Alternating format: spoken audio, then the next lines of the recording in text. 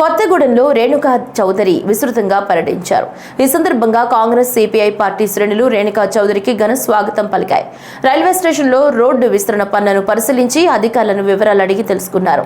Kothagudem club వేదికగా కొత్తగూడెం నియోజకవర్గ పరిధిలోని 167 మందికి లబ్ధిదారులకు కళ్యాణ లక్ష్మి, షాదీ ముబారక్ చెక్కులు, 130 లబ్ధిదారులకు సీఎం రిలీఫ్ ఫండ్ చెక్కులను ఎమ్మెల్యే కూనంనేని సాంబశివరావుతో కలిసి పంపిణీ చేశారు.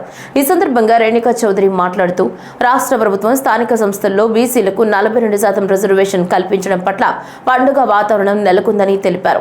సమాజంలో మహిళ ఎన్నో కష్టాలకు గురవుతుందని, ఆడపిల్ల పుడితే బాధపడకుండా వారికి చదువుల్లో, ఉద్యోగాల్లో సమాన అవకాశాలు కల్పిస్తే ఉన్నత స్థితికి ఎదుగుతారని, మహిళా సంక్షేమానికి కట్టుబడి కాంగ్రెస్ ప్రభుత్వం పలు అభివృద్ధి సంక్షేమ కార్యక్రమాలు నిర్వహిస్తున్నట్లు తెలిపారు.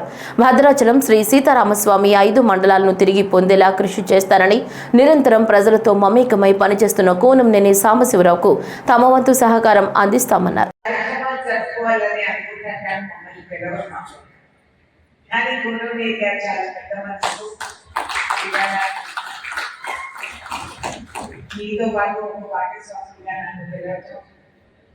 అది మా ఇద్దరి మధ్యలో ఉన్న అన్యోన్యం.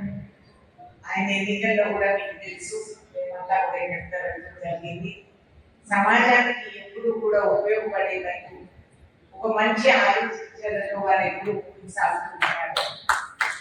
అండ్ వి అప్రిషియేట్ అట్లా ఐడియాలజీ ఉంది వారు పని చేపడుతూ ఉంటే మేము కూడా ఒకటిగా ఎంతో సహాయం పడుతూ ఉన్నాము. చాలా సంతోషం. ఇవాటి రోజు ఈ షాదీ ముబారక్, అదేవిధంగా కళ్యాణ లక్ష్మి అనే కార్యక్రమాలు కోసం మీకు అందరికీ గుర్తే ఉంటుంది. నేను కేంద్ర మంత్రిగా మీకు నేను కేంద్ర మంత్రిగా మహిళా బాల వికాస్ మంత్రిగా ఉన్నప్పుడు ఆ రోజుల్లో మన జిల్లాకి మాక్సిమం మనం గతంలో నేను లోక్సభ ఎంపీగా ఉన్నప్పుడు ఇక్కడ ఎయిర్పోర్ట్ అనేది మనం ఏర్పాటు చేసుకోవాలని నాకు ఒక ఆలోచన వచ్చింది. ఎందుకంటే ఆ రోజుల్లో యూరప్ అటువంటి దేశాలు మాతో టచ్లో ఉండేవారు.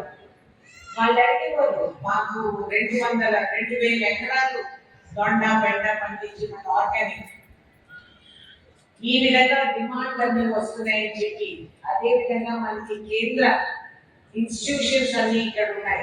మనకు ఎయిర్ వాటర్ ప్లాంట్, ఈ సింగరేణి కోల్డీస్ ఇవన్నీ ఉన్నాయి. కాబట్టి వాస్తవానికి మంచి లొకేషన్, ఒక ఎయిర్పోర్ట్ ఇక్కడ స్థాపించి